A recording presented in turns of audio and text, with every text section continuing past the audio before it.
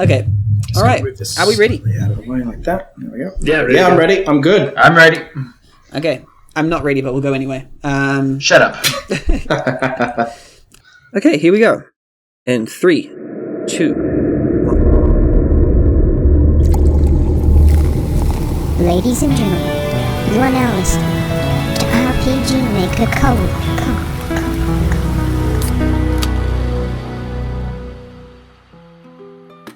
Hey, RPG player nerds.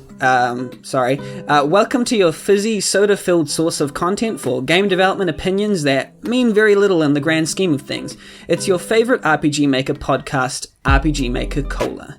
But I'm your favorite person. I know that much. I have to be the favorite of everyone, whoever's in the room, regardless of who you are, whether you know it or not. I'm your favorite. Otherwise, I'll cry.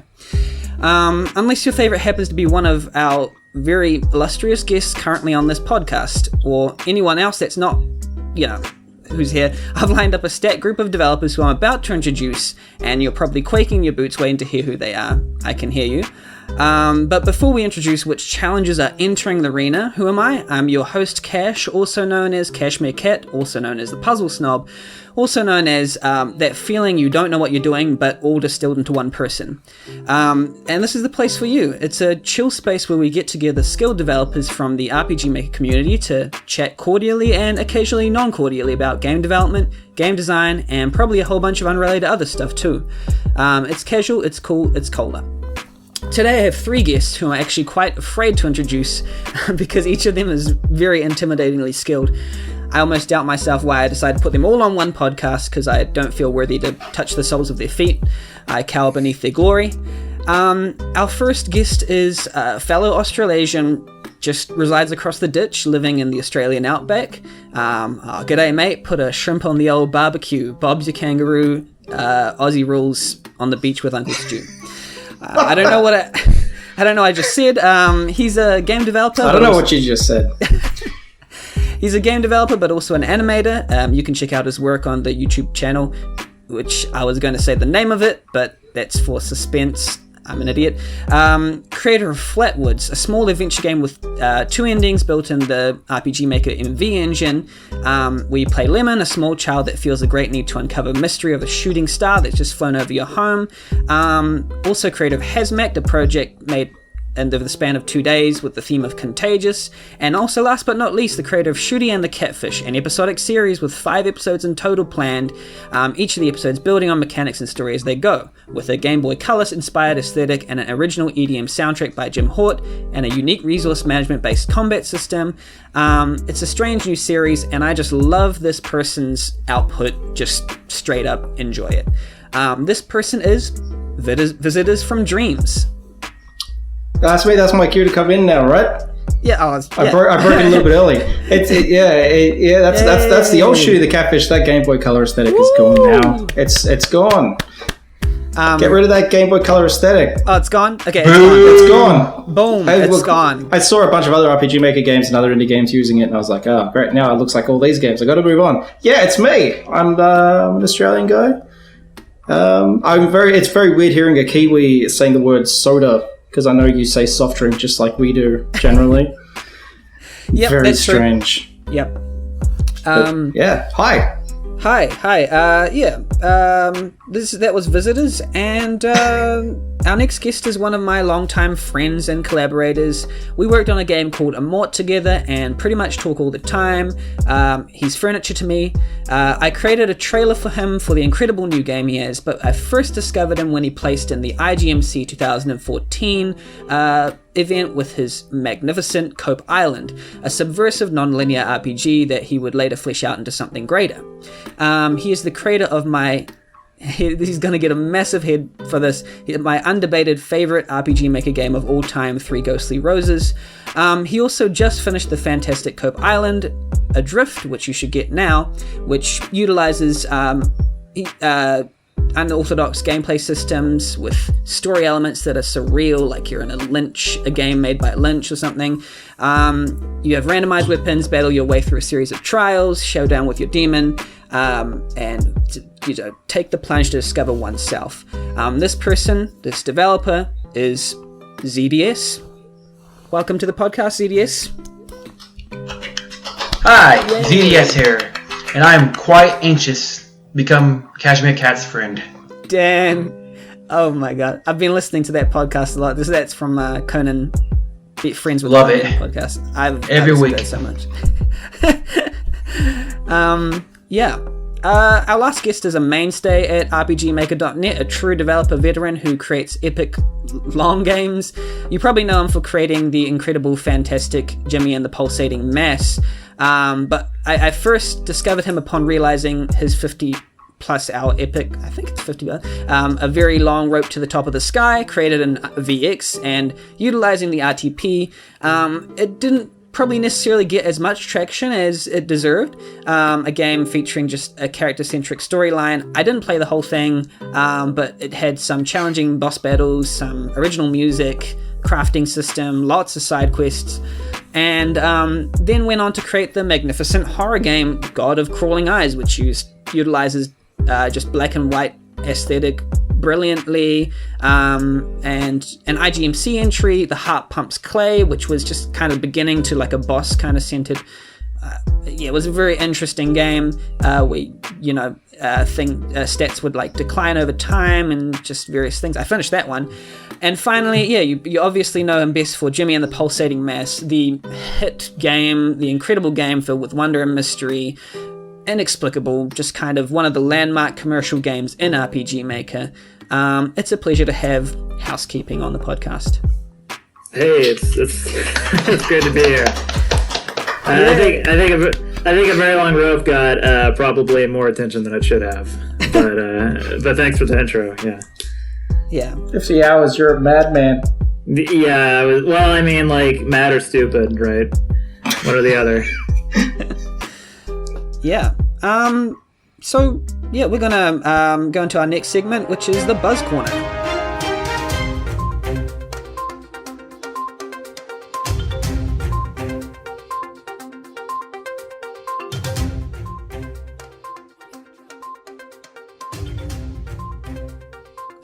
Little sting happens here. Here in the Buzz Corner, we talk about what RPG Maker games are gaining buzz at the moment, or have gained buzz in the past. So I just asked my guests if they can bring a game that they want to talk about that they're really interested in. They don't have to have played it. This game caught my eye. It's called I Dreamed of Dead Stars. It's by Alice Langley. It's created in VX Ace, where a young student, Sakai, was known for being a weird girl. She's been fighting with her depression for years, and then a tragedy occurred, and now her life starts to change when she meets some members of a weird club. It looks really amazing. It's like a side-scrolling, like Lisa-looking thing, and it's got some cryptic-looking dialogue. It's got a download. It's available now, and apparently it's a commercial game. I don't know much beyond that, but if you just search it up, I Dreamed of Dead Stars, it's got some really nice-looking, imagery. I'm really looking forward to this game. And there's a screenshot that looks like evokes Neon Genesis Evangelion pretty badly. I'll paste that in the chat. But yeah, it looks pretty interesting, and yeah, I thought it was fun looking. That is a very Evangelion looking picture. All it's missing is half a face. Yeah. I recently watched Neon Genesis Evangelion. Pretty crazy. Same Yeah, here. Netflix. What, the Netflix dub? Yeah, Netflix release was pretty. I've still got my DVDs of the original voice cast. Keeping them forever. I mean, I watched the Japanese, I watched it subtitled, but I watched it recently. Ooh la la. I still haven't watched it yet. I plan on it though. It's interesting. I know everyone talks about the last couple episodes, and after seeing them, I'm the last couple episodes are fucking garbage, and that's a bit mean. Oof, the film whatever that he released later is excellent though. I like both endings in their own ways, because in the series you get to watch the director spiral into depression on screen. Yeah, so it's not. Yeah, there were moments in the I shouldn't have said it was just straight up garbage, because there are a couple moments in the original ending with like where the animation was just like really rad, like yeah. I'm like one of those weird ones that prefers the final 2 episodes to the movie, but don't mind me. I also think that The Last Jedi is the best Star Wars episode, so I'm very I'm contrarian. Yeah. I just saw Skywalker yesterday. Let's not get onto Star Wars. No spoilers. That will consume our whole podcast, I think. Yeah, definitely. Visitors, what's your buzz? Yeah. So I've had eyes on She Dreams Elsewhere for a while now because I love the visual aesthetic of it.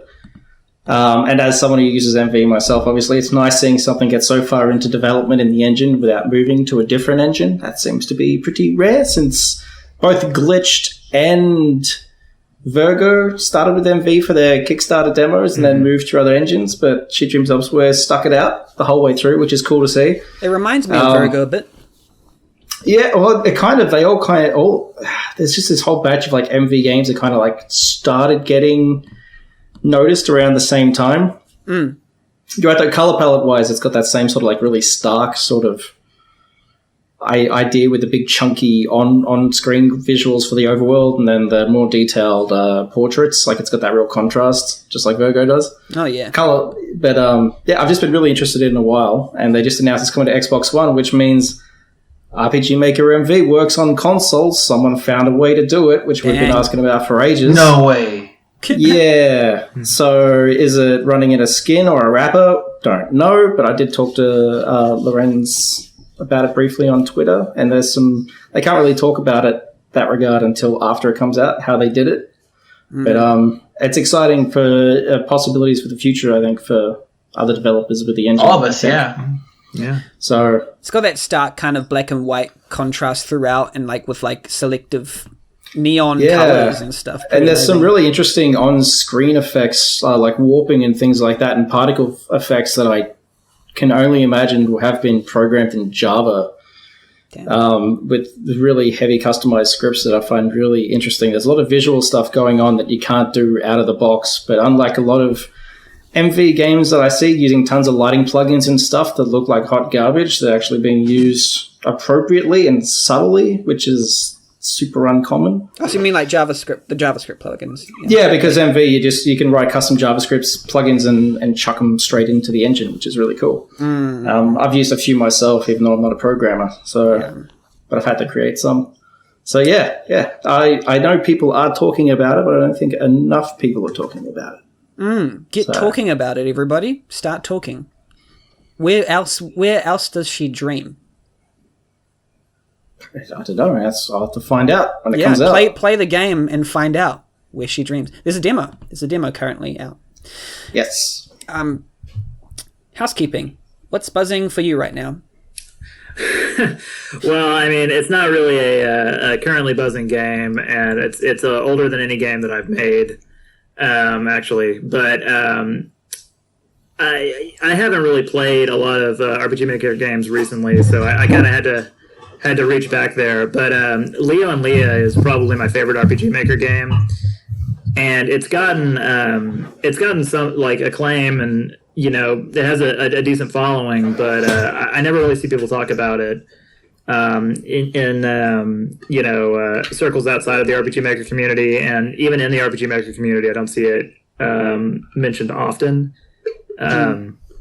But Asby recommended it to me forever ago, and it's great. It's like it uses a lot of rips of the Super Nintendo Lion King and Secret of Mana, and it's a story about love's place in evolution, which is just an interesting theme that you don't really see.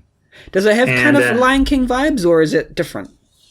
No, it definitely does not feel like the Lion King. Okay, like it uses the Simba sprite for the main character. Right. But it's totally different feeling story, kind of bit darker. Yeah, it's totally different. It's definitely. It's it's darker, but I mean it's there's There's some whimsy in it, but it's also it's pretty serious, but optimistic. Okay. But yeah, no, it's just one of those games where you play it and you're like, you forget that you're playing an RPG Maker game sometimes, you know? Right. Just a level of polish kind of thing. Yeah, I mean, even in like I'm not going to say it's not super polished, but it's got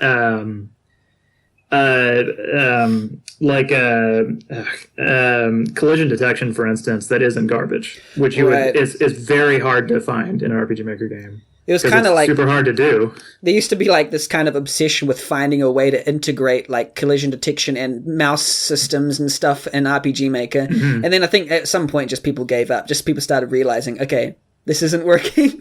Yeah, the Room did it, didn't it, with the mouse?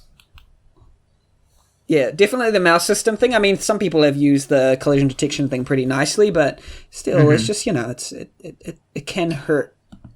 Yeah, like, I mean, if I were just giving advice to someone, I'd be like, don't even try. But this one was actually decent, you know? Yeah.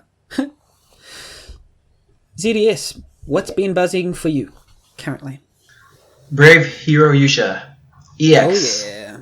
Buy it, play it, and just, enjoy it. It's a turn-based RPG, kind of based off Dragon Quest, but it makes it like it brings it to the future a bit. Makes it more playable, accessible to people who aren't really into the style of game. It's just really charming, fun. Overall, great time. Recommend it to everyone, pretty much. And this is created by like a frequenter of RPGmaker.net, Sergeant Maytool. Sergeant M. Yes. Sergeant. Uh-huh. Go support our fellow developers making it out there. He's a cool dude. The game is, well, I don't know what it is in other currencies, but it's like $1.50 in my country. So yeah, just buy it. Yeah, its offer ends 3rd of January. Oh, that, yeah. How long after this podcast is out? So offer ended, but it might go on sale again, okay? Get a time machine, go back, get a time machine. buy the game, yeah. travel back again. Buy it full price. Oh, buy it full price. It's worth it, gentlemen. Yeah, it's worth buy it full price. Go. And, yeah. Hi, Sergeant. Yep. Yeah, hey, dude. Hi, Sergeant. Our next segment is a segment called We've Been Playing Games, Maybe?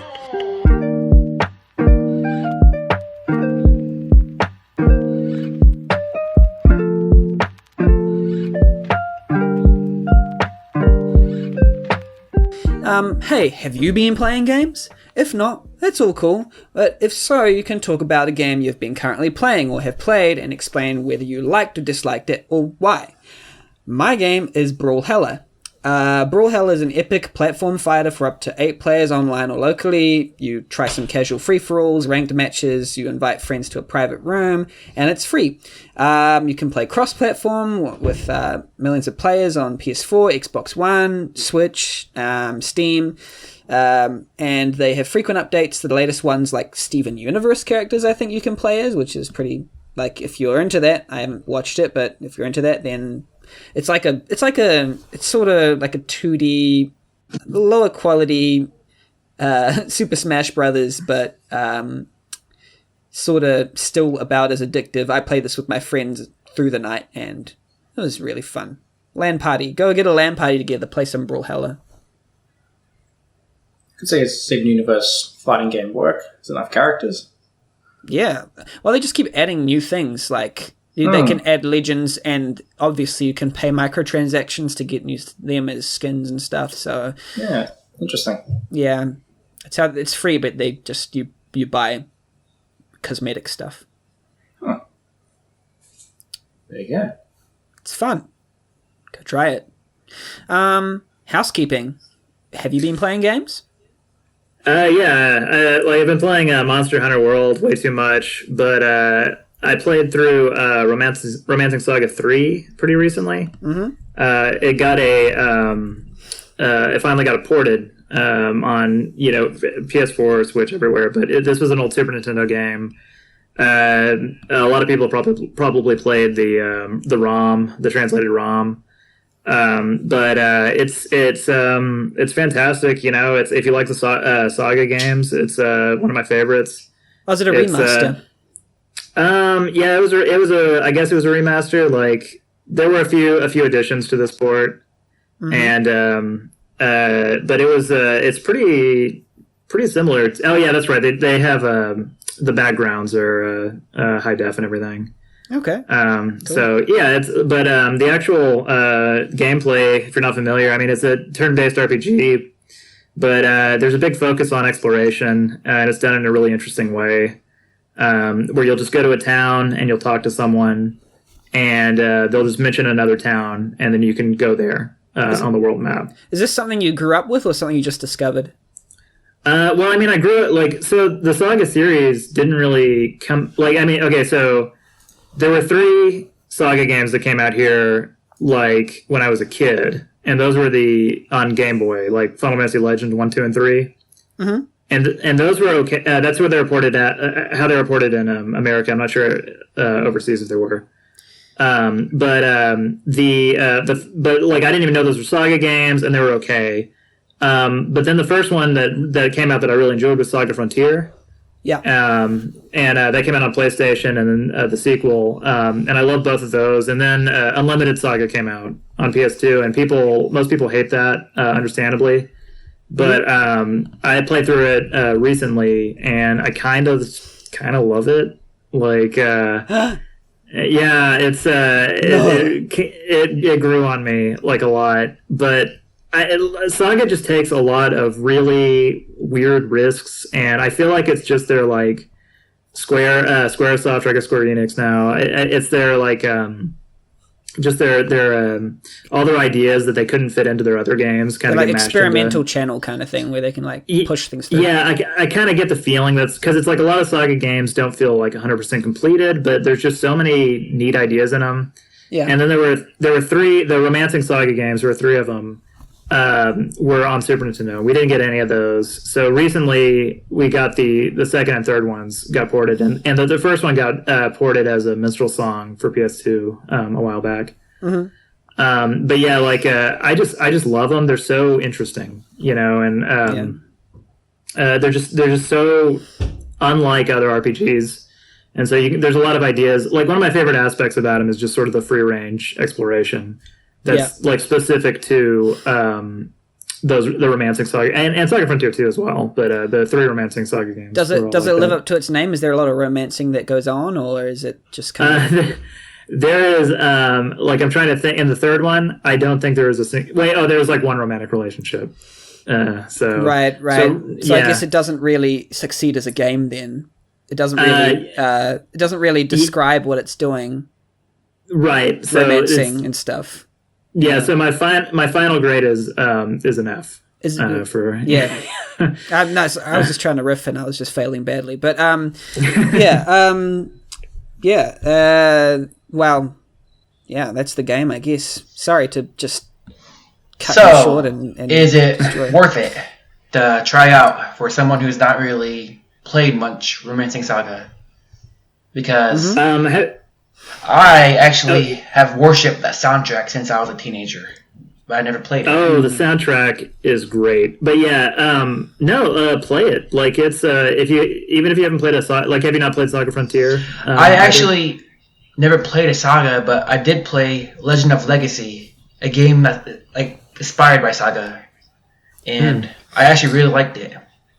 It's for the 3DS. Oh, then yeah, it's absolutely a really strange game. Play Romancing Saga 3. Yeah. Cool, because and if you like romancing, then you probably have to look somewhere else. But right, yeah. But if you like sagas, maybe, and if you like the 3, then maybe. Yeah, no, I'll tell you too. The second one is also really excellent. Nice. So I like those 2. I would 100%. And if you're fine with emulation, then Saga Frontier is very good as well. Mm-hmm. That's illegal. Oh no! Sorry, I fell asleep. You guys are talking about JRPGs. Somebody call the police. Wee-woo, wee-woo. Somebody call the police on this guy. What? What happened? He just said, he said something illegal. Because I fell asleep. Yeah. Oh, sorry.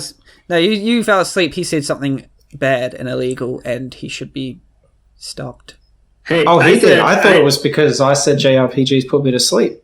Oh, that too. Like, get the police on both. Yeah, definitely that instead. Just for the record, that it was a question.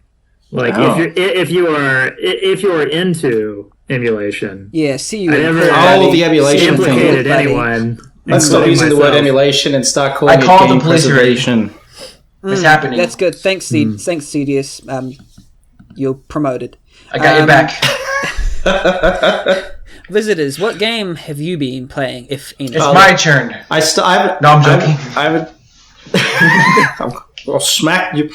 I haven't touched the game in 2 weeks because of work. I had just started playing Skyward Sword and Brave Hero Yusha EX, so it's funny you brought that up. Mm-hmm. But I'm not going to talk about either of those because I'm not far enough into either of them to form an opinion. But I did recently play through Driver San Francisco, which is a game nobody talks about.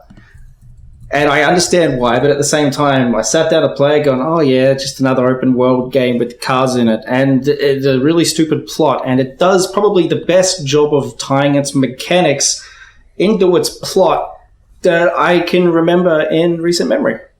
Wow. Because at the start of the game, you're in a car accident and you end up going into a coma. And while you're in a coma, you dream that you just teleport out of your body and you can teleport into any other car that's around in the open world at that time. So if you're in like a race, you can actually come out of your car and then go into like a semi-trailer and park it across the road so the other racers all smash into that. And then you go back into your own car and you can go around them and you can do all this sort of stuff.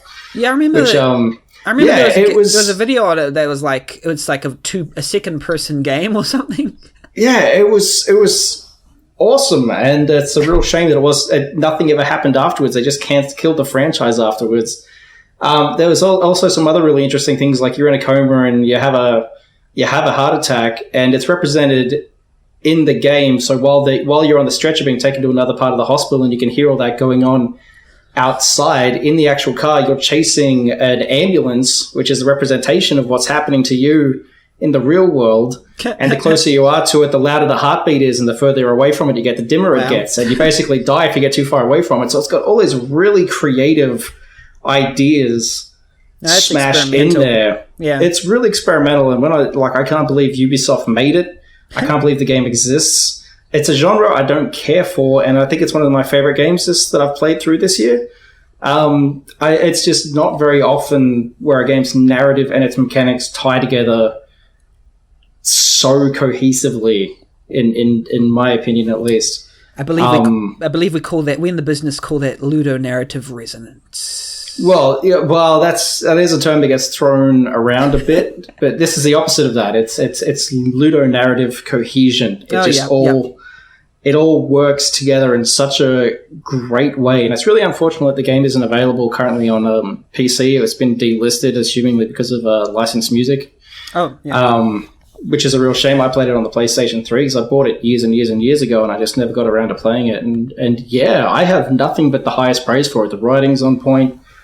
The actual racing and driving itself feels really good. And once again, it's not a genre I'm particularly into, but just the story was interesting. Everything about it as a complete package was very surprising. And I feel like it's been many, many years since anything's come out that made me think about games, probably since Dark Souls come out, that made me think about games as games, like while I was playing it, where I was just analyzing it as I was playing it. Usually I just switch off and I'm just plow through whatever. But it constantly made me think about every aspect of it and how it was handled. I was very impressed, and I highly recommend it. If you don't think it's backwards compatible on Xbox One, but if you've still got those old consoles lying around and you see it for $5 in a bargain bin, absolutely pick it up and check it out, because even if it's not a genre you're into, I think you'll still find it pretty interesting. Does it beat out big rigs over the road racing? No. Nothing beats big rigs. Because I've got clocked up maybe about 1,000+ hours on there, and it just blows my mind. It's just you driving not even on the road anymore, just that invisible void outside the walls. Yeah, I'm driving through like feelings and just like the recesses of someone's mind, just kind of through I've got to the fifth layer of Hades, I don't think you're playing a game cache. No, you sound like you'd enjoy Euro Truck Simulator. Yeah. Well, I don't know. I think I'll just keep playing big rigs for now. So Fair enough. yeah. No. All joking aside, innovative game seems fun. That's good. It does. It's good. Highly recommend it. zDS, what you've been playing lately? Well, I finally, after many years of putting it off, I played and beat Undertale. Hey! I finally did it. At first, I wasn't the biggest fan of it. I thought, this is good, but it's kind of like not that professional. And wasn't that impressed. But by the time I beat like the first ending, I realized, oh, okay, I see now. And then when I beat the other endings, I was thoroughly impressed with all of it. It's just like, a lot of the things the game does isn't the best, but the music is amazing and overall character of it just like nails it. I really like the characters of that game. Yeah, for those who don't know, Undertale is an RPG game where you don't have to destroy anyone. Cash, everyone knows. Just say for those who don't know. Just for those who don't know, Just for those who don't know, the most important game of the last decade. It's a single player role playing game. A role playing video game is a game commonly referred to as an RPG, where the player controls the action of a character immersed in some well defined world. A video game is a game on a VHS. Wait, so Undertale, it's like a wizardry? Yeah. He said it's on video, so it's on VHS. Well, I'm pretty sure it's a board game, you can choose whether you're a cleric. Yeah, you can choose whether you have the cleric character. It's a board game. VHS tape. I used to have a Star Trek one of those. But Undertale, I was going to say something serious about Undertale. That it seems like the type of game that it would get better as it goes along, because it's like a single developer working on it. It feels like linearly, and it would just kind of like, to think that it would just get more and more complex as it goes. It's sort of, it reflects like those webcomics like Homestuck and stuff, where it just keeps expanding from that central point. I don't think that it was all planned out as it went. That just what it seems like to me. It seems like some of the things were improvised, and then it just kept expanding. Maybe they had the general idea, but they didn't really think it would go. You can tell, especially with the music, because at first the music's kind of like more sloppy in a charming way, but as it goes on, it gets more and more complex and like professional sounding. And that was probably even intentional. Like they wanted that feeling of going down. I was going to say, I'm sure someone's analysed it and said the sloppy music becoming super professional is a metaphor for the narrative progression or something. That sounds like someone on YouTube. Game Theory probably said it at some point. In reality, I'm guessing they started it and got better as they went. Yeah, that's how it happened for me every single time. So no need to spoil my ideas for movies, for videos, YouTube videos. So you can just kind of back off there. But I would be one of those people that thought maybe that's like a sense of lulling you into like this black hole, whatever thing, or they just got better as they went. I was going to say they showed restraint by not going back and redoing everything they'd already done, which is a trap that I think most of us fall into as developers, where you're I'm so much better than I was at the start. I got to go back and redo the graphics and music and everything. I'm guilty of that, but I still finish it though. So yeah, that's all that matters. Mm-hmm. Yeah, I've got important questions to ask you guys, in particular housekeeping with regard to that. But all right, yeah, that's because you haven't seen the new game page for shooting the catfish yet. Oh, what's that about? What's happening? I completely redid all the graphics. Oh, snap! Yep. Just typically regarding a post that housekeeping made about their game development process, which I think is pretty interesting to see. Okay. Oh wait, what was this? What's this deep dive? It was just a post you made once that was about like you detailed how long what your planning process, where you were in the planning process, and it's like sort of like a waterfall process, which is kind of strange for an RPG Maker game to go to plan out, I'm going to do this first, and then I'm going to do that. I'm going to do the monsters first, draw all the monsters in the game, and then I'm going to draw and do all the maps, and then I'm going to do all, so I work like a robot. Like, that's like the only way. That's like if I'm not like hitting milestones, I'm going to feel like it's so easy to just like run into this existential dread of like never being able to, you're just like, I'm never going to be able to finish this. So it's like if I'm hitting like clear milestones, like, all right, all the monster graphics are done, I'm never going to have to do them again, then it feels like I'm progressing. So I don't know. It's like, and I don't even know if that was a conscious decision by me. It's just sort of like how like my brain works. Yeah, you talked about like you work on like what they called the yellow notepads, post-it notes and stuff of like to-dos and things like that, and it was really education. Like, something we should all learn from is to actually finish like if you don't have a Trello set up for your game's project, you're doing it wrong. Yeah, go do that. I'm sorry. I set up Trellos, but then I just kind of leave it at that. I literally have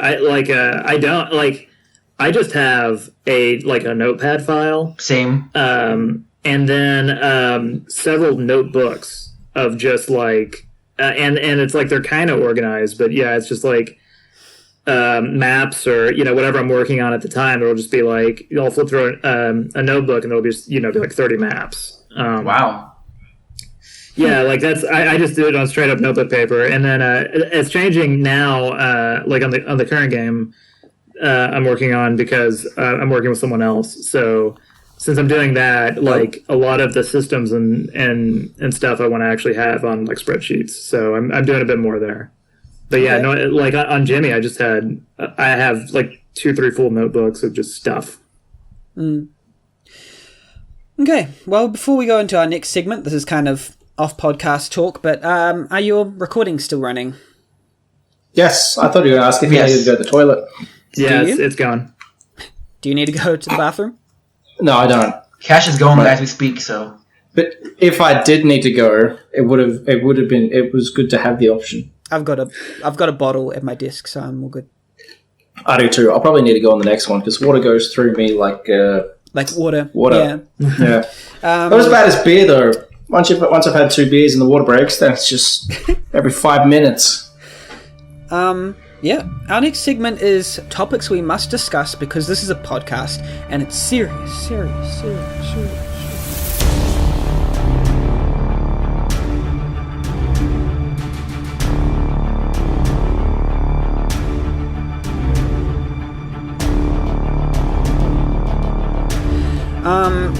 Our first question, and I'm just going to shoot it undirected, like whoever wants to answer this first, they can just chime in for each of these questions. How did you come about making RPG Maker games? What's your story? I guess I'll go. I had the PlayStation RPG Maker. Like, I don't know if anyone else here had that. Nope, never had a My PlayStation. older brother rented it once. Yeah, no, I had it in high school, and I made a couple RPGs, or a couple attempts, and then one actually, like, I probably put in about 200 hours in it, which for that's a lot, but, on like an actual project, it's nothing. But it was, I hear the main character was named Axel, I believe. And he had a black. He had a red anime hair.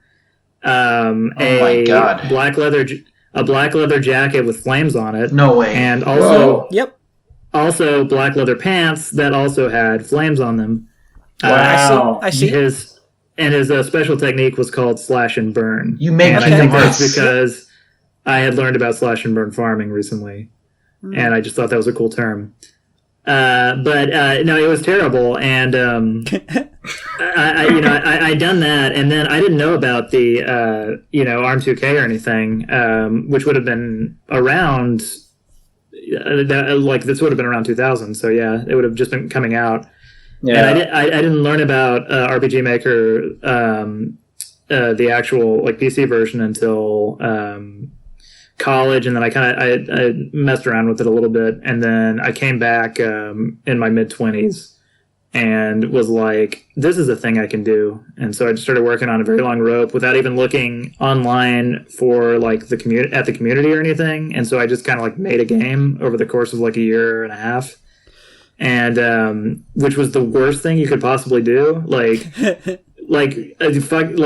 involved in the community, like get involved in like contest games. Like I wish I would have gotten involved in more of them, but by the time I was like really into it, I was already like thinking about working up to like commercial. But yeah, like I mean, you get in early and like do contests and do short games that are like 30 minutes long, an hour long, and that's how you should be learning the ropes. But I just like dove right into like a 40-50 hour game. Yeah. To a point, because I think zDS tells me off for participating in too much contests and not really focusing on my main game. So don't do that. It's true. Oh yeah.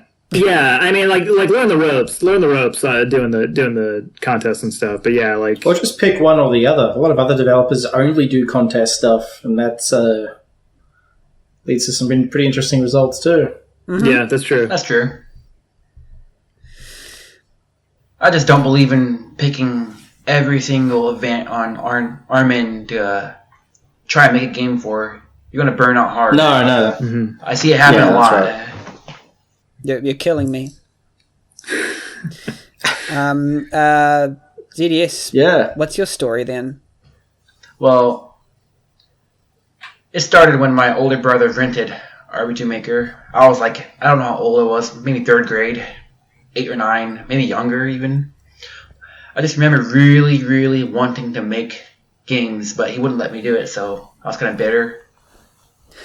So I just kind of like played my action figures and made game stories with those. And finally, my other older brother discovered RPG Maker 2K, and etc., etc. And that is Cy Steve, who is also on Armin.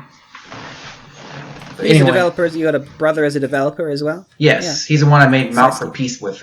But anyway, well, we discovered that. I was like 11 at that time, and I finally got to start making games, which was RTP for RPG Maker 2K, and I made my first game called Mike's Quest. The first town you go to was called Prostoville. Wait, that's your name? Town of prostitutes. Yes, I am Mike. But anyway, I started there, at the bottom of the deepest and darkest, most disgusting barrel, and just kept at it, really, honestly. I really always just wanted to make games. And you haven't got out since? Not one time. I've been just tackling at it since. I didn't really get involved with the community much. When I was like 15 or so, I briefly went on GameFAQs and acted like an idiot the whole time. But I learned some really important things, and I kept that knowledge and just kind of worked at it, such as like how to actually structure a map and just event and overall stuff like that. So yeah, I still don't know how to do that. Yeah, I don't really either. But eventually, I just screw up a bit and actually finished games. I finished a few games before I actually released it to public. And, well, eventually I made it to IGMC 2014. Made a game, and here I am. How did you get drawn into the vortex that is RPGmaker.net? Oh, RMN, Liberty, actually.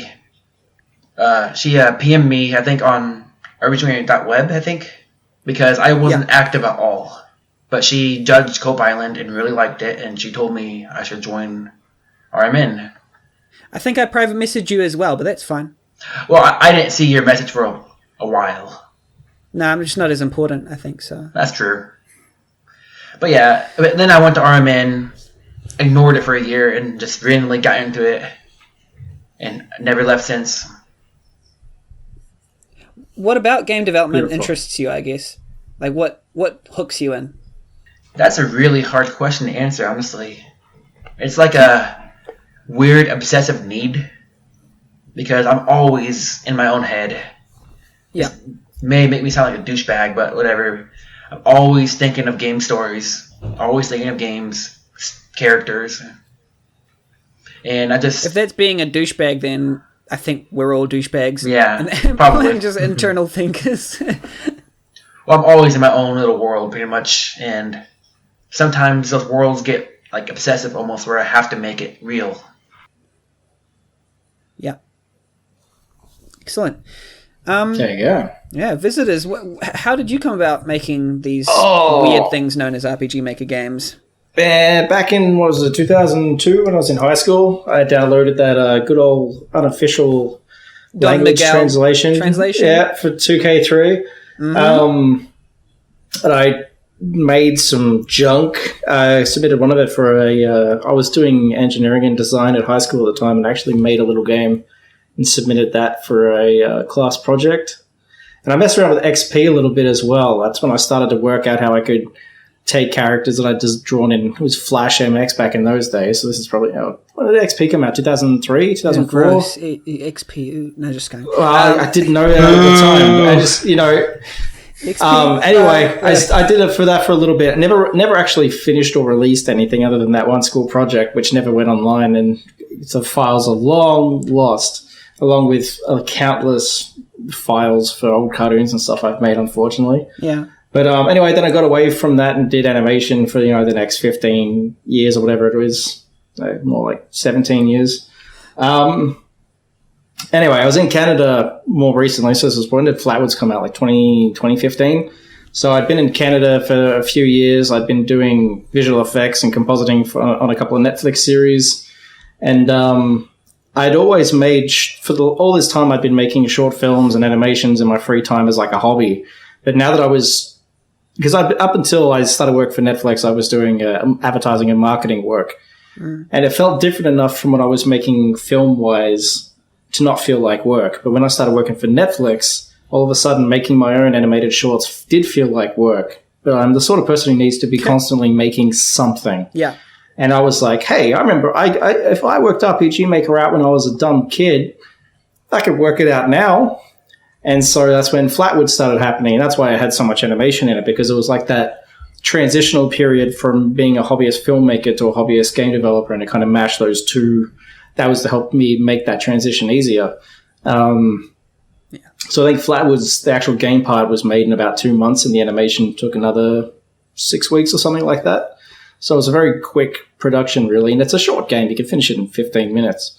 Although some Let's Plays took an hour, just funny. I like that you just drop like Netflix, like, I work for Netflix, like it's nothing. It's like, I've been animated. It's to me, it was like, it wasn't that big of a deal because the series I was working on wasn't particularly remarkable. Although I did get to work under Tad Stones was the director. He created Darkwing Duck back in the day. Are you pretty rad. Are you contractually obligated not to say the name of what you're working on? Or are you just... Oh, it was called Kulapari and Army of Frogs. Okay. So it wasn't like a big series, although Mark Hamill did a voice in it. It was, it wasn't an amazing series, and it was relatively low budget. It was a very interesting learning experience, which I'm very thankful for. But it did kill my own personal work for quite a while because it was just so exhausting. Yeah. So, that's why I got back into doing RPG Maker, because I was like, I knew I could do it because it's such an easy program, and I'm not someone who... Well, I mean, my first 2 game releases didn't even have any combat in them. They were both just almost visual novels. It's not a bad thing. In a way. No, not at all. I enjoy... not that I've played a lot of games like Yume Nikki and that sort of stuff, but I know people do make just like interactive narratives, I suppose, in the engine. It's good for that. And it's more interesting visually because of the control than what you might get with like a visual novel maker, which is a different thing again. And I enjoy not having to think, so I don't have to exercise my brain. Yeah. Well, it depends on the parts of that you find interesting, which I know ties into one of the other questions that you got lined up for later on. But it was basically just like I played with RPG Maker a little bit, and then 17 years later came back around to it when MV came out, because at the time I was also heavily Mac based, and I think that's why another reason why I moved away from the engine, because it was that incompatibility right up until MV was there, I messed around with Wine and things to try to get the other versions working on Mac, but it was just not worth the effort. And I played a few games that I really ended up enjoying, like Off made me want to get back into making games, and so did Wither. Wither inspired me a lot when I was making Yes, Flatwoods. I love Wither. Wither is I think it's a bit of an underrated, underappreciated little gem. Yeah. Yeah, excellent. Awesome, thanks for that. Here's our next question. What's your specific method for creating a game? How do you go about doing it? I'm going to just start with, well, we've already talked a little bit about housekeeping's kind of general method, but is there a specific kind of, methodology you kind of utilize for, creating a game from scratch?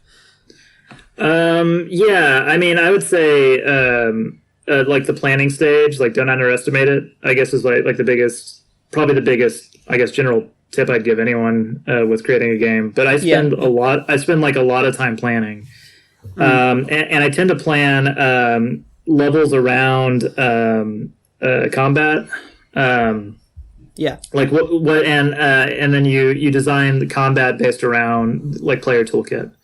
So, you have like you have this certain skill set, and then like how can you play with that with the enemies, and then work up to like a boss encounter, if applicable in that area, like how that would be how that would use the player's toolkit in an interesting or unexpected way. So like that's like generally how I'll build out a level.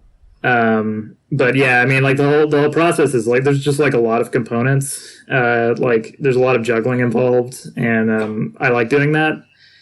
But yeah, like and like I said earlier, lots of notebooks, like lots of just like planning out every single aspect before you actually begin working in the editor is the way to go. Because when you talk about catering it around like the player abilities and stuff, I start thinking about what makes like an interesting conflict. It's usually like an intention and an obstacle paired together. So when you have an intention from your player and the abilities that they use, and there needs to be some sort of obstacle that matches the abilities that you have. That's just right. Yeah. Anybody else got their ideas of how do you go about making a game, making your games?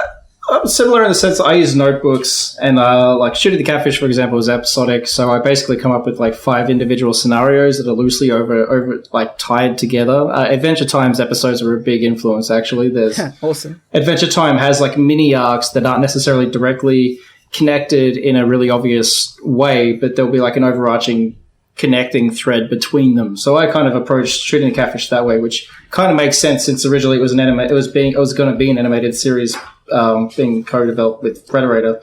So that's just how it ties in together. But so I write down my basic sort of scenarios, and then I'll decide how many maps I want and what the theme is. So for the mines in the first episode of Shooting the Catfish, it's a big maze because mines are like that. The second episode, which was influenced by Off, it's an office building. Everything's very grid-like, and it's a lot easier to navigate, and the puzzle's less about navigation than it is interaction-based because there are NPCs all through the dungeon, which was something I hadn't really seen done in a game, in an RPG before for some reason. The idea of an entire dungeon where every enemy is actually an interactable NPC was something weird and different. And then the third episode that I just finished, the town before the dungeon is actually the big chunk of the episode. It's all about interacting with the characters and doing a trade sequence, and then going to a small dungeon that you can do in like 10 minutes as opposed to 50. So I try to keep things varied based on the themes that I'm dealing with. Mm-hmm. But in terms of enemies and stuff, I just come up with a concept, and then I just draw a bunch of weird stuff. And I go, these guys they make sense here, these guys make sense here, and I just kind of chuck them about. And I'm not someone who's obviously I fell asleep during the JRPG, but the combat to me in RPGs is the least interesting aspect of it because I'm a weirdo and I'm very impatient. But I feel like I've always felt like there's been other opportunities for things. The fact that there wasn't more funny RPGs out there kind of surprised me. And people put funny stuff into the character writing, but the idea of the actual attacks being jokes, you're sitting there reading text. Why not make all of that text just full of dumb jokes, which is exactly what I've done. Yeah. But once I have all my stuff in notepads, I go into Trello, I break it all into segments, and then I can just mark stuff off if it's done, and I feel like I'm making good progress. So I've got this really disorganized beginning that kind of gets as was stated earlier, it's all about organizing it. Pre-production is everything. If you have good pre-production, you save yourself a lot of time in production problems later on. So pre-production is really everything. And TV taught me that too, in terms of pipeline. If the pre-production's all properly done first, you can predict what's going to create headaches later. I don't know what's the problem though, if like just diving into it. I dive into my projects and then just kind of get tangled up in the web and then abandon it. So, look, riding by the seat of your pants can have its own fun, but I wouldn't, because that's how I did Hazmat. Because it was for a game jam. I didn't have time for and you can tell in the writing I'm progressively getting tighter because it just gets stupider as it goes. It starts out quite serious and then just turns into just dumb, tired ramblings. But it all depends on what you're trying to achieve, I guess. It sounds like an incredibly fun game to experience. Yeah, and probably would make me go a bit insane. ZDS, how do you... Have I already asked? Not yet. No, I haven't. What is your specific method for creating a game? How do you go about doing it? Well, the first thing I do is I make a song. No joke.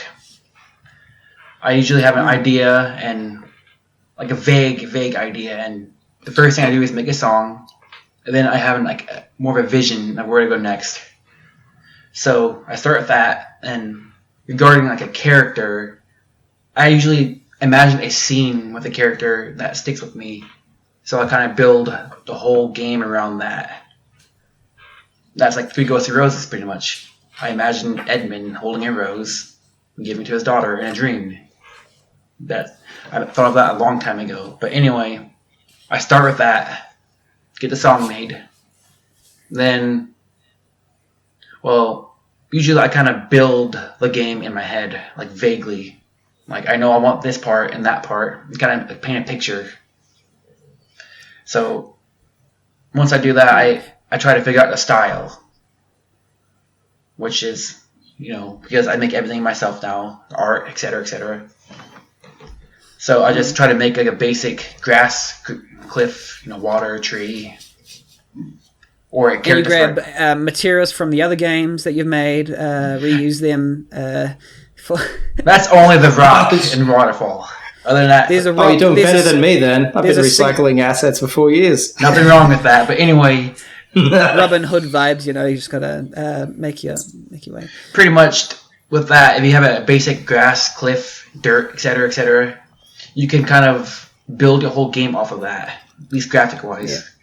And you do the same thing with battles. They say you draw one cliff, you don't have to draw a single cliff again. That's true. Yeah. But pretty much... I actually design my levels in Photoshop too, which is wow. Yeah, I just kind of map out like a basic shape. I'll have darks and lights. This is the map this is what you can explore, and the rest of it's unexplorable, and actually plan it all out that way and then do the tiles. Makes sense. Yeah. I kind of do that in my head. I used to go and paint and draw squares and kind of like go to my maps.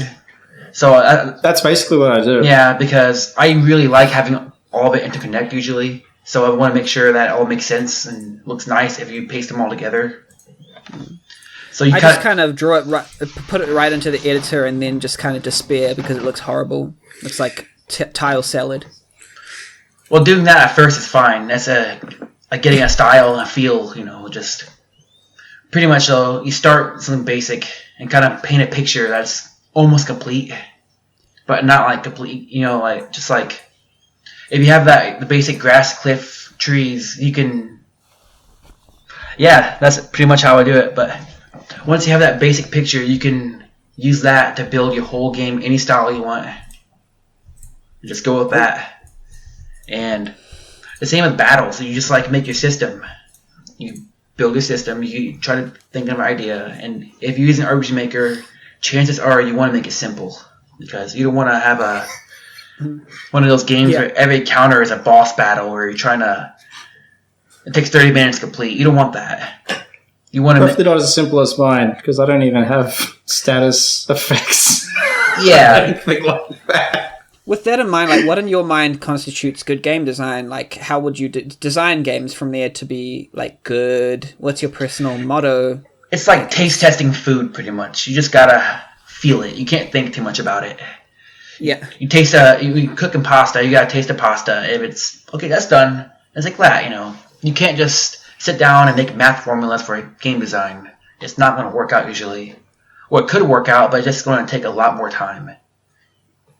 Because I think your game development, like, philosophy kind of reminds me a little bit of this thing that David Lynch said about the puzzle exists on the other side of the wall, but it seems that the life is just kind of passing you puzzle pieces underneath the crack in the door, and you just kind of go, oh, what's this? You look at it and you find it, and then you just start putting it together as inspiration gives you these pieces. Mm-hmm. Yeah. To the full thing.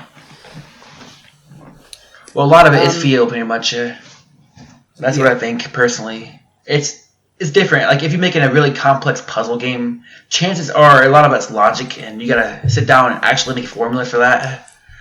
Yeah, it's all systems driven. Mm-hmm. But if it's a turn-based RPG, chances are you don't want to overthink a battle, because the best RPGs I played, the battles are usually pretty simple. Like, I want to name drop a few games here.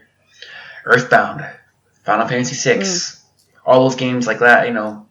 I'm talking about turn-based. So, like, if it's an action game like Dark Souls, you gotta, you know, make it more complex, but you want to keep it simple. But even Dark Souls, though, it's got a large degree of legibility to, like, the level design. You're always moving forward, and even though it might be big and sprawling out, you always kind of know where to go because it funnels you. Oh, yeah. That's something I get mad in a lot of RPG Maker games with the level design, because people, like, the maps will look pretty, but actually navigating it will be an absolute nightmare because it doesn't make... It's a huge pet peeve of mine. Sense. Yeah, it drives me absolutely nuts, so I'm, like, super focused on just direct, easy to navigate environments that... Something I learned a long time ago, because I played Xenoblade and I loved it, so I wanted to make a big world to explore. So I tried it in RPG Maker, and I learned that if it's a 2D game, like, you know, just you walk in forward directions, etc., you cannot make a big explorable game unless you put a lot of care into it, you know. Yeah. Something like Link's Awakening or Link to the Past, you know, like it's a big map, but everything interconnects in a logical, easy to understand way. Exactly. For those of you who don't know, Dark Souls is a 2011 action role-playing game developed by From Software and published by Namco Bandai Games. A spiritual successor to Demon's Souls, the game is the second installment of the Souls series. Controversial opinion, Demon's Souls, height of the series, Dark Souls 2, more fun than Dark Souls 1. Send me a hate mail. Stop hurting me. I'll take it. Go ahead, send the hate mail. Go ahead. I love it. I love them and all, also, so I'm put fine. the coins in the Dark Souls jar. Put all your coins in the Dark Souls jar immediately. Any more thoughts on what constitutes good game design in general? What's your mottos? What's your thoughts? Probably specifically with RPG Maker. My only solid rule is don't waste the player's time. I hate games that waste my time, and I have no interest in making anything that's going to waste other people's time. That's a good one. I'm happy. I'm okay with filler if filler's entertaining, but if I'm just doing menial stuff or just meaningless padding or deliberately confused, like mazes that are deliberately confusing, no. Yeah. Not for me. Okay. Like, if I could zoom out a bit, like, I don't know, I think good game design just all starts with, like, you know, a central theme or goal that you're wanting to achieve as a designer. And then, you know, it's just everything else, like, everything has to feed into that somehow. So I think that a lot of games, and I mean, if I want to bring it back to RPG Maker, a lot of RPG Maker games, too, people will get sort of enamored with other games they've played. And they're just like, you know, oh, I love the materia system from Final Fantasy VII. I want to work that in. You know, or I love skill sparking from Romancing Saga. I want to work that in. And, like, I feel like there's a lot of RPG Maker games. And, like, this isn't, like, a knock on them. Like, because, you know, a lot of RPG Maker games are just made by people who are really enthusiastic about RPGs. And it's just like, they're hobbyist game devs and such.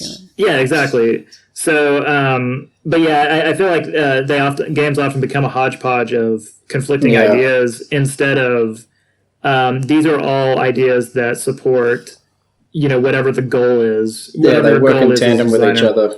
Yeah. Yeah, because I know my combat system wasn't inspired by other RPGs. It was inspired by Resident Evil 4 and the how tense it was feeling, when you're running low on resources. I haven't been able to balance the game to make that feel like Resident Evil 4 tension-wise, and that wouldn't suit the tone of shooting the catfish anyway. Mm-hmm. But that's where the idea came from, and once I put that in, it was like, right, that's it. It's just that on its own. I don't need to add more junk to it because then it just starts to... gets messy. Right. Yeah, it's like a lot of I'd say a lot of just being like a creator, artist, or whatever, like whatever musician is just like knowing what to say no to. Like I feel like it's just you're constantly thinking of ideas of how to improve, song,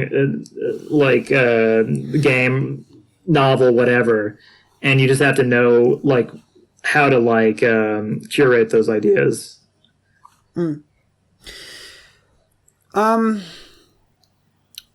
Any other thoughts on good game design in general, or we can move on from there? The best RPGs are 500 hours long, have 3,000 recruitable characters, and 67 Everybody different try to endings. Suikoden. So, we have to have all the characters. Well, I really like the materia system for Final Fantasy VII, so I try to work that into every game. Yeah, I really like the badge system from the Paper Mario games in the same way. I just make everything an MMO. Just go ahead and do it. Just achieve your dreams. In MMOs are RPG so Maker, hot right now. Yeah. Just go and do it. Just when you think about it, when it comes to your head, don't even think about whether it fits your game. Just go ahead and put it in there.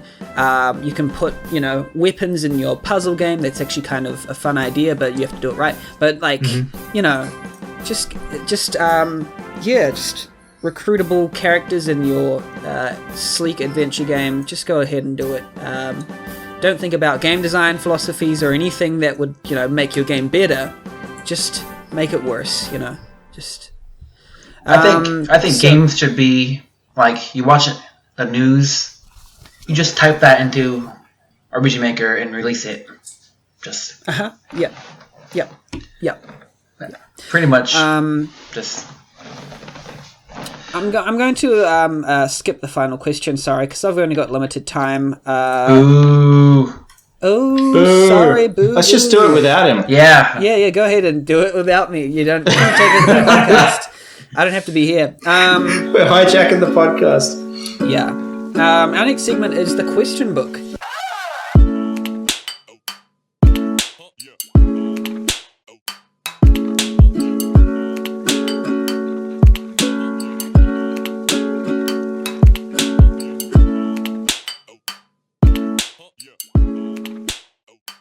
This is our segment where the RPG Maker community users ask questions related to game development and design that we probably don't know the answers to, but we'll try.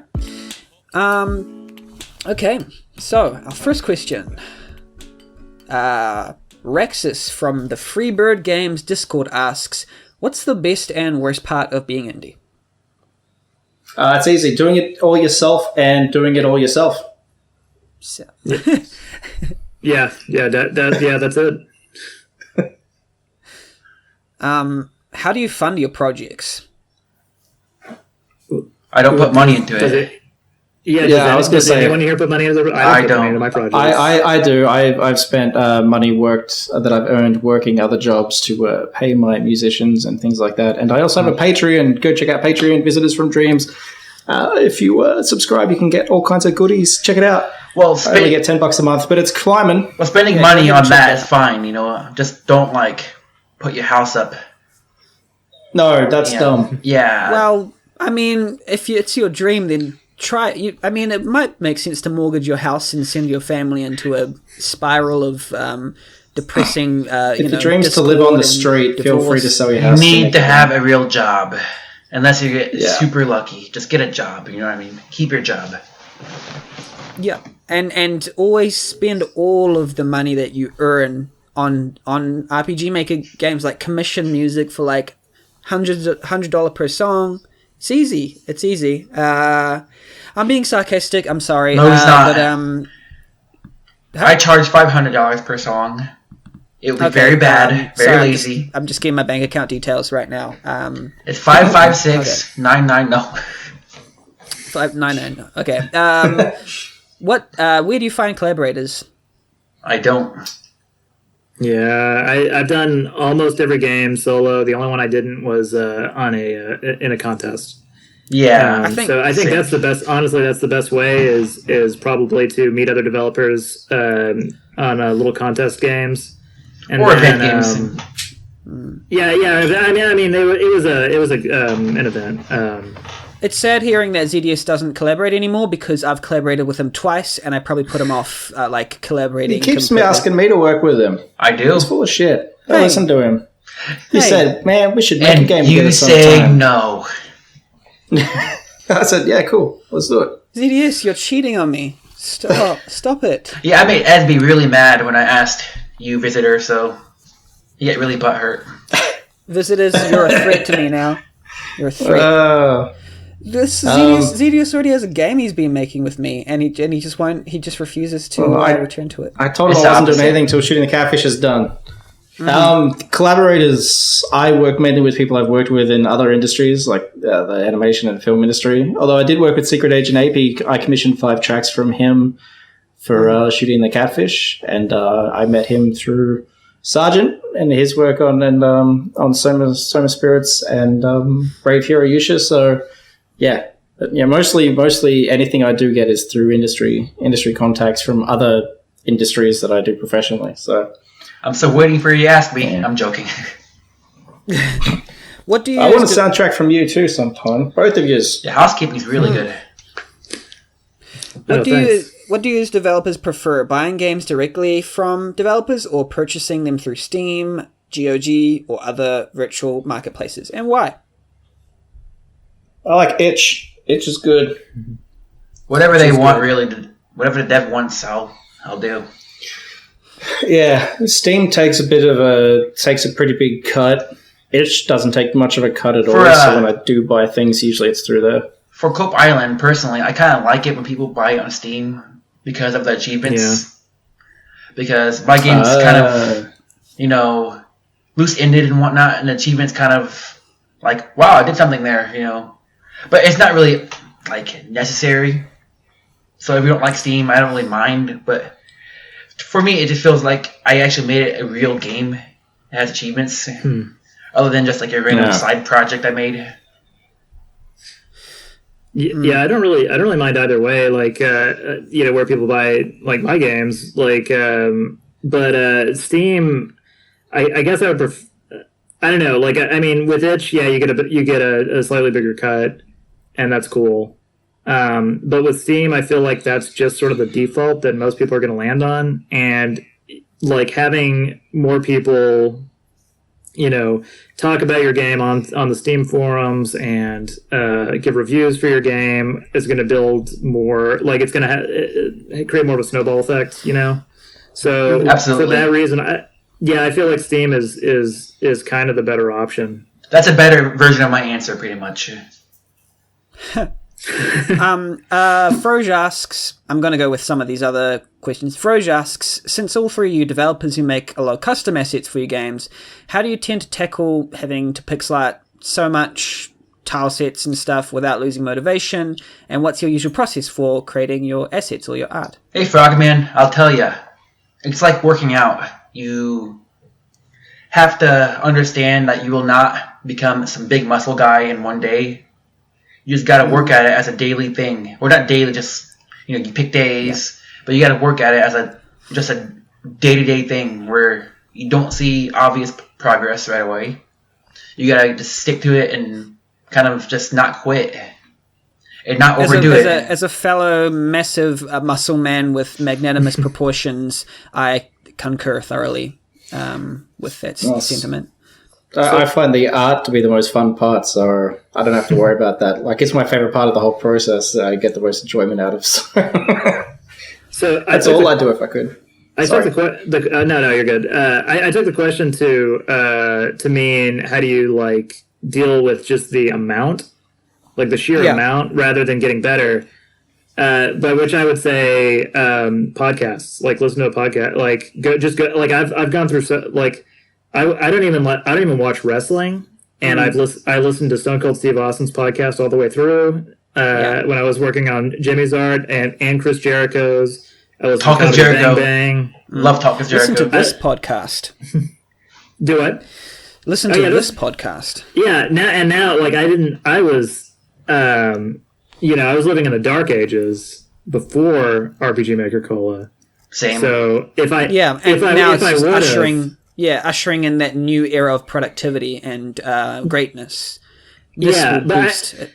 But yeah, that's like my listen to every podcast that Star Talk. I was like anything that's even remotely interesting to you, like, because you'll get a constant stream of things that aren't monotonous as you are working through the monotony of assets for for me, I'm working on I work on big games, so like if I'm working on like a 40-hour game, that's just a lot of assets, and that helps a lot for me. Planning your assets too, like I use an aesthetic that's not overly time consuming to put together. Yes. Like for me to create a sprite sheet with 12 characters on it takes me maybe 2 hours.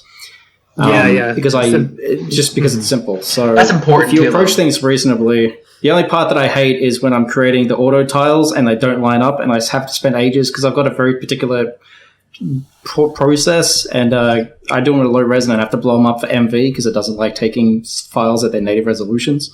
And so when auto tiles don't line up, it's a bit of a process re-exporting them and a bunch of crap. But otherwise, I've picked art style that allows me to get all of an art done for a particular episode in 2 or 3 days, or like 6 hours. So that's a big part of it. Yeah, the Grinch of Asia from Freebird Games Discord asks, "Do you ever feel overwhelmed, and how do you deal with it?" Well, my answer is kind of the same. Like, I feel overwhelmed all the time, but the best way to go about it, like I said, is you just gotta sit down and, okay, I want to work at this no matter what for 30 minutes or an hour. If I make progress, good. If I don't, at least I tried. And if you keep doing that, get buff, eventually you're gonna get buff, and you can do a pull up or a push up finally. Or really, I mean, still need to figure out how to do that. Some finished, assets that really just what you need. You need to finish it more than anything, and you can't finish it in one day. It's not going to happen. Yeah. Wise words from the ZDS. I just treat it like any other job. If you treat it like work, unless you get overwhelmed at work, in which case that's not going to work. But if you treat it just like like you would any other project that you do day to day, it kind of keeps. And set small goals helps. Achievable goals. Yeah, I think you're just if you're so the games I work on, like Jimmy, it took me about 4.5 years, I think. Like when you're setting out to make a game, and you know that you've got like 4 years of work ahead of you, like it's impossible not to feel overwhelmed. Like you're gonna feel overwhelmed, and like I mean, if it can be hobbling sometimes, but like everyone else was saying, you treat it like work, and you just do it every day. And break it into like small sections, like I was talking about earlier, how I go at things like a robot, where I'm just gonna hit every monster graphic, for example. Like that helps me. Then I just see those little milestones, and each time I pass them, I'm like, okay, great. This is actually going to become something. You get a little pump of serotonin or something. Yeah, you do. And then it's you don't really get like the feeling like, hey, this game is going to be a game. Like I didn't get that until 3.5 years in. Like it wasn't until I started seeing, I had to see everything together when I was like, okay, this is this is a thing. This is gonna happen. And prior to that, yeah, that existential dread of I'm just gonna be stuck in this forever. That's something you have to grapple with, and it sucks. And that's just that's just part of the game. Definitely. Yeah. There's a few more things about that, like you have to forgive yourself if you don't work on the game that day or that week or that month. You gotta forgive yourself. If not, you're just gonna be depressed about it the whole time because you're not gonna work on it every day. It's not gonna happen. Mm-hmm. I think you're describing my life, but I'm just getting a bit too close there. So just try not to touch that nerve. Thanks. Well, too bad for you. Yeah. So I still haven't resolved that. So. And just to sort of like hit on another phenomenon, I feel like, and I don't know how soon this happened for me, because on my first game I was super motivated and I worked all the time, even though it was all over the place. But like, if I don't work on a game for like if it's seems too overwhelming or whatever, and I'm just like I can't work on it. If it's just been like a day or two, or like a day or two without working on it, I'll start feeling itchy. Like I have to work on it. So definitely I get that. Yeah. So like once you start getting into it, that level of neurosis really like pushes you forward. Interesting question from Tunga Man U. Have you ever felt like quitting RPG Maker or game dev in general? I'll start. You can go. Okay, go ahead. You sure? Oh well, I was going to say whatever. I'll go. Go. Game dev, no. I have not. RPG Maker, yes, and it's just because of the limitations of the engine. Like collision detection is the big one. Like I hate how bad the collision detection is. So I would say yeah, but like as far as like game dev, no. I went back to my childhood home like a few weeks ago. Yeah. And I found some notebooks of like games I was planning out as like a kid, and they were all ridiculous. But like, I guess it's always been, ever since I, watched my brother play like Final Fantasy on NES, like I've just always been really enamored with RPGs. And I know that that's what I want to do for the rest of my life. But yeah, like RPG Maker, I do want to, unless RPG Maker just comes out with a new engine that's just like handles all of my pet peeves. But yeah, it hasn't happened yet. No, it's 100% not going to happen. It's not which going to is happen. fine. Like it's fine. Like I mean, RPG Maker does what it does well. Like and I love the engine, but there's just like more I want to be able to. Yeah, I want more a larger toolkit for expression. Those have been our user-submitted questions, and we're just going to start wrapping up the podcast. I'm just going to ask each of you what you're individually working on. Housekeeping, what are you working on currently? Well, I'm working on a secret mystery game. Yeah. But yeah, like, like if you whatever, follow me on Twitter, or anywhere else I'm at. I'm on Tumblr, for instance. I will probably, release a song or something from the game. I've released one already, but every once in a while. But yeah, I'm not gonna make like a major announcement on it until basically I got the Steam page up. Like I want to do it right this time. Right. Is it so secretive that you can't even say what engine it's created in? No, I'm not even 100%. It's good. Well, I'll say that I'm working in Game Maker, but if it doesn't work out, it doesn't work out. I'm mainly focusing on the script at the moment. But okay.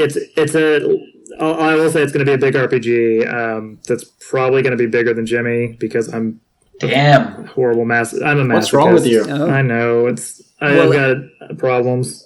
Will it have a story in it? Yes, it will have a story. In fact, you heard it here first. Story and housekeeping. 50-hour RPG with a story, breaking new ground. I'll tell you this too. It will have multiple stories with multiple characters. Oh my god! Multiple, not just one character. Yeah, and that's why it's going to be enormous. But that's Spiritual what successor to that Capcom Super Nintendo RPG that I can never remember the name of. Will it have sound? It will have sound, and it'll have both sound effects and music. Wow. So that's I'm strange. kind of swinging for the fences here. So look Steady at on, cowboy. I am so hyped for sound. Yeah, no, but in all seriousness, that sounds really interesting. It does. Follow housekeeping on everything he has. Yeah, Visitors from Dreams. What are you working on currently? So I'm still working on Shooting the Catfish. I'm working on episode 4 or 5. So originally I was releasing the episode standalone. It's no longer the case. I'm putting them all into one game. I've redone the graphics for the first 2 episodes. I'm hoping to have the game wrapped in February, March, and released around April, hopefully, because I'm going to be going overseas for a little bit. You've obviously got your Patreon as well. I have my Patreon, Visitors from Dreams. I'm on Twitter. Follow me there. Visitors Dreams. I'm on YouTube, Visitors from Dreams. I do devlogs there. Mm-hmm. And along with that, I'm planning my next game at the same time in Notebooks. This will be Shooting the Catfish will be my last RPG Maker game. This ties into that previous question. I'm moving to Game Maker Studio. I'm teaching it to myself. I'm still going to be around. I'm just leaving the engine because okay. That's what they all say. Yeah. I want to be able to do more creative things, and RPG Maker's good at making RPGs, but I want to make action platformers. I want to make